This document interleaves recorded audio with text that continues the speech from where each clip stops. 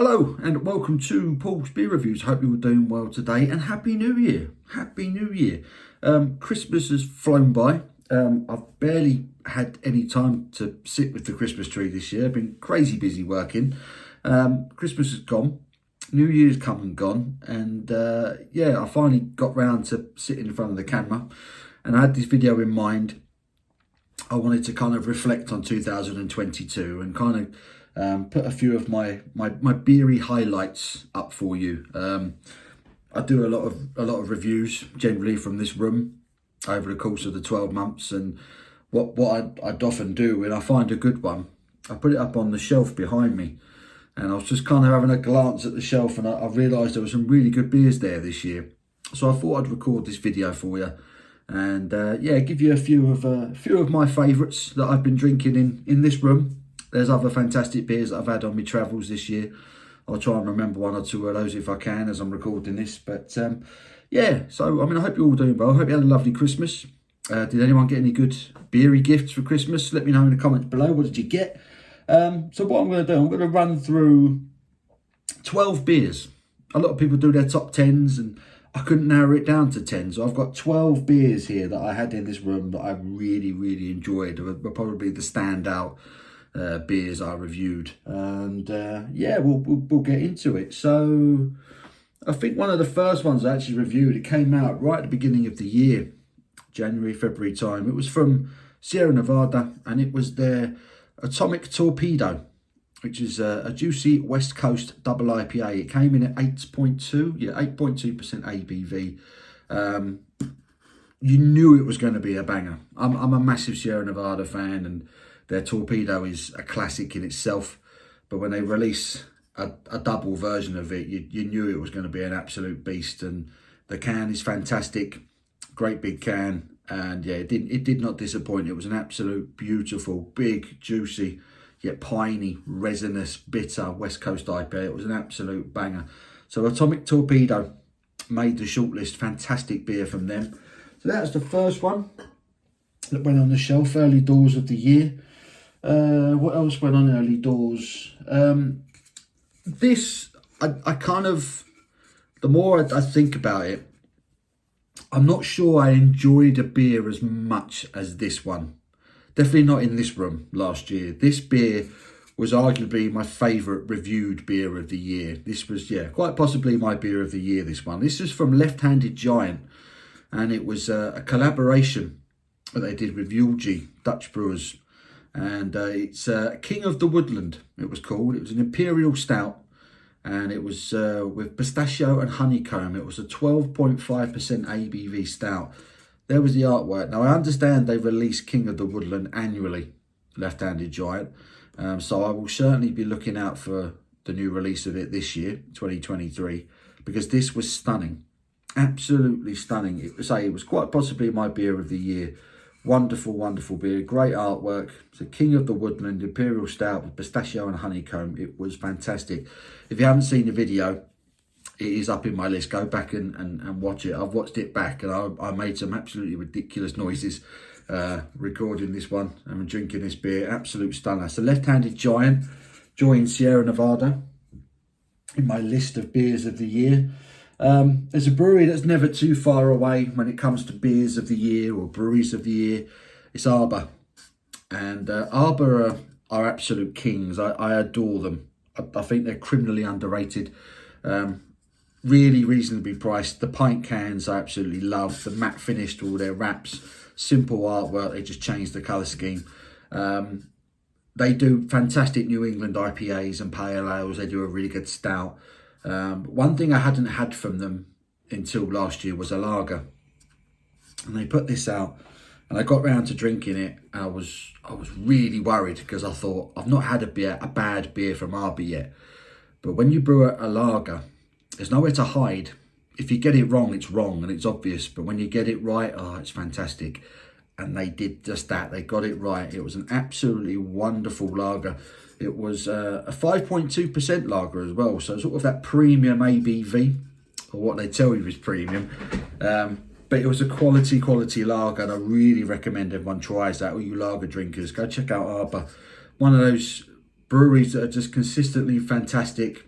And it's mainly because of them that Bristol is so high on my want to go to places for a beery booze up, you know, for a weekend. So Arbor Lager, fantastic beer, that made my list. What else have we got? Another Bristol based brewer, Lost and Grounded. They had a really good year last year, and this was their core range pale ale, Wanna Go to the Sun it's called. I first had this on keg last year, and it was a funny story. It's all kind of serendipity, really. I drank this on keg. It was the first time I tried it, and I had it on keg where I now work. So if you don't know, I now work at a brewery. I'm a taproom manager for a brewery called Creative Juices. And the first time I tried this beer, it was there. I had it on tap as one of their guest beers, and it was a beautiful sunny day there. I was sat in the garden. I fancied a pale ale. I liked the artwork, so the pump clip spoke to me. So I grabbed that, and this was perfect. It was just an absolutely perfect pale ale, and I went out shortly afterwards and bought out a pack of them from Lost and Grounded, and it didn't disappoint. Just as good in the can. Wonderful beer. It's what's the ABV on this? It's a 4.6%. 4.6% pale ale. It was light. It was balanced. It was hoppy. It was juicy. The malt bill was fantastic. It was absolutely delicious. Someone told me it was available in Waitrose. I'm not sure if that's the case anymore, but I really recommend that. So there's another Bristol brewery, Lost and Grounded with Wanna Go to the Sun, made my shortlist of top beers this year.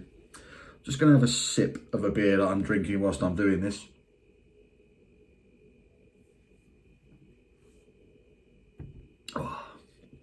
Currently sipping on Hofbrau's Winter Schwickel, which is a dark lager, essentially, that's brewed for this time of the year. Lovely artwork, the winter scene that they've added to their traditional set. Yeah, it's a dark lager. There's lots of caramel, roasted malt, brown bread, sort of buttery. It's gorgeous, lovely beer, perfect for the time of year. If you want a lager but with a bit of roastiness, a bit of body, can't go wrong with that. It's caramelly, lovely beer. Next beer, Pomona Island. I hadn't had much from Pomona Island before last year, 1 or 2 beers. But last year I bought a few more and realised they are on top of their game right now. Where are these guys even from?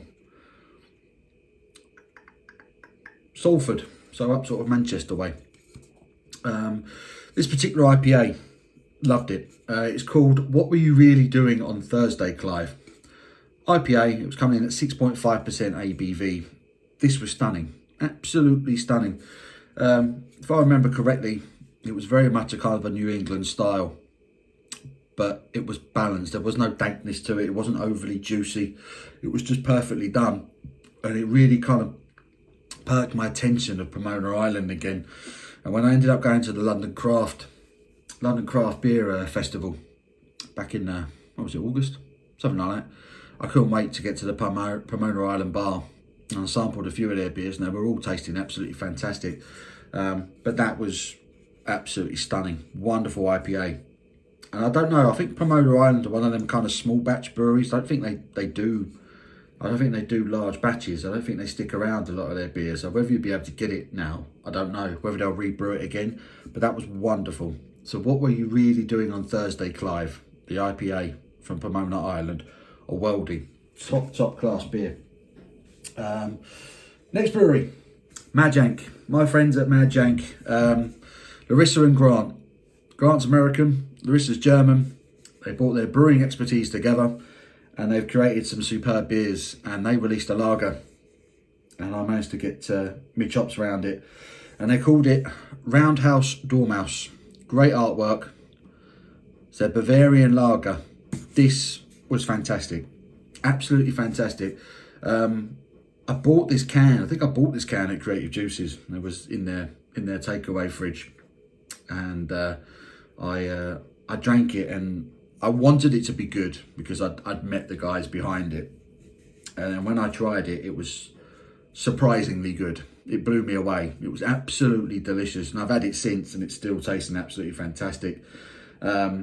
Yeah, you always want the beer to be good when you know the people involved. You kind of, you're on edge when you drink it.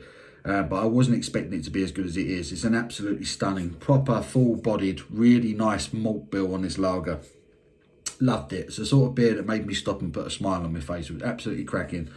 So Larissa and Grant, you made the list. Well done, guys. Mad Yank, Roundhouse, Dormouse. If you can get that, really do recommend it. Terrific beer, terrific brewers. What else have we got? Oh, yes. So Sierra Nevada, jump in again. I said at the time, this is the best collaboration beer I've ever drank, and I haven't had anything since that's topped it. Normally, I think collaboration beers can go wrong, but this was fantastic. So this was Adnam celebrating their, was it their 150th? Yeah, Adnam celebrated their 150th anniversary last year, 2022, and they wanted to do a special beer to acknowledge that. So they did a collaboration brew with Sierra Nevada. Doesn't get any bigger than that. And they reviewed this beer called Eastern Edge, which was essentially, for me, it was Sierra Nevada Pale Ale with like an Adnams malt bill. There was like a fruity, cask sort of English traditional thing going on with it, but there was a Sierra Nevada Pale Ale back to it. It was fantastic. It was everything I hoped it would be and more. Glorious beer, 4.8% Pale Ale. Transatlantic Pale Ale, they described it as. Honestly, it was like a West Coast Pale mixed with like an Adnams traditional cask ale. It was wonderful, absolutely wonderful. And that, for me, is still the best collaboration beer I've ever tried. Great beer, and that has made the list. Wonderful stuff. What next? Vocation. Vocation, never too far away when it comes to breweries of the year or beers of the year. I love them. And this year, the standout beer for me from them was a stout. A stout. And it wasn't a special stout. It wasn't a barrel-aged stout. It wasn't some crazy imperial stout. It was just a straight-up stout. And that's how they've described it. And it was their knockout. Straight-up stout. It came in at 6.6% ABV. I think it might have even been available in a supermarket at one point. Not too sure. I ordered a few of these from the brewery. And I had it on...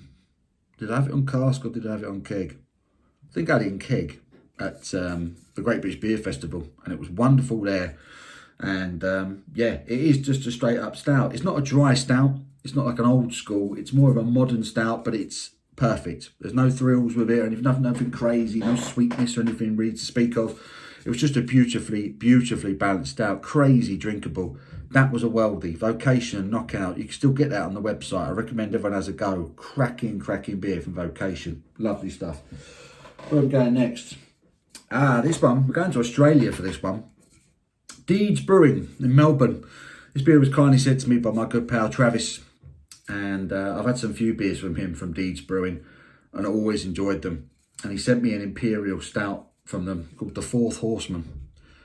Loved the artwork. And again, this was a no thrills. It wasn't a barrel aged thing. They hadn't added any sweetness or anything to it. It was just a straight up big stout. And it was absolutely glorious. It was rich. It was like roasty. There was earthy notes to it. It was absolutely wonderful. And the artwork just was incredible. Takes pride on my shelf. It looks fantastic. Great beer. Thank you again to Travis for that. That blew me socks off. Wonderful beer. A few left. Another one across the Atlantic this time. We've gone to Colorado. Odd 13 Brewing Company, a new brewery to me this year. My friend Grant at Mad Yank kindly gave this one to me. We went over to his for dinner back in the summer, and him and Larissa just got back from the States, and they brought back a load of beers, and he chucked a few Odd 13 beers at me. And this is their core range, main sort of flagship beer, codename Superfan. And it was 6.5% ABV IPA with Citra, Simcoe and Equinox hops in it. Glorious. It was perfect. The malt bill was lovely. The mouthfeel was incredible. The use of hops was absolutely stunning. Another one of those beers where as soon as you sip it, it's just like, oh, wow. Just wow. And they're a brewery that I'd never heard of. And I've spoken to Americans as well. And a lot of them had never heard of Odd 13. So there's these obscure little breweries that are knocking out beers as good as this, and we don't know about it, you know. The Americans are doing some incredible stuff.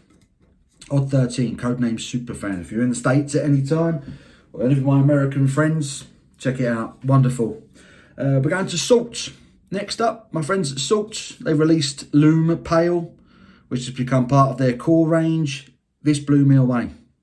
And funnily enough, I've spoken to Jamie, who's the owner at Salt, and he said that he gave me one of the early batch cans to test, to review, and he said it came out really hazy. There was loads of hops and sediment floating around in it, and I've since spoken to him and said it wasn't supposed to look like that. It wasn't meant to be that hazy. There wasn't meant to be all that sediment floating around in it, but I loved it.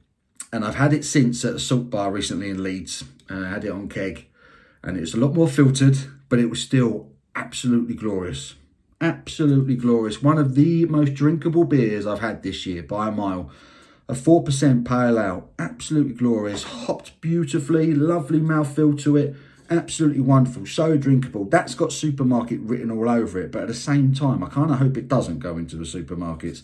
Loom Pale by Salt. Incredible beer. Go to Salt, order a load of that. I promise you won't be disappointed. Wonderful beer. I don't know if they do it in 440s yet. Hopefully they change that. Put it in 440s. And last one I'm going to mention is from probably my brewery of the year. I don't know if this is actually my favourite beer from them this year, but every beer I've had from them has been fantastic. And the brewery in question is Baron. This particular one is their Funk Citroen Sabro Pale at 4.2. This is just one of many beers I had from them last year, and I've not had a bad beer from them yet. They're very kind of pale ale, IPA oriented at the moment. I've even had a stout from them, which was wonderful as well. Jack, lovely guy, based in Buntingford, Hertfordshire. So they're local to me as well, which adds a couple of points to be fair. But Funk was a fantastic pale ale. Just a small example of what they do and what they do beautifully. Check out Baron this year. I promise you, you will not be disappointed. Baron, cracking brewery, and that was a superb beer. So we've come to the end of my 12 beers of 2022. Could have called it the 12 beers of Christmas, but Christmas is done. I hope you've enjoyed this video. I've enjoyed getting it together and doing it. I'm going to try and get some more content out for you guys. I've been slacking, but it's been crazy busy at work. I hope you're doing well. Have a happy new year. Get stuck in, enjoy it. Let me know what beers you've had last year, what ticked the boxes for you. Let me know what you were drinking, and I'll hope to speak to you all soon. So until then, you take care.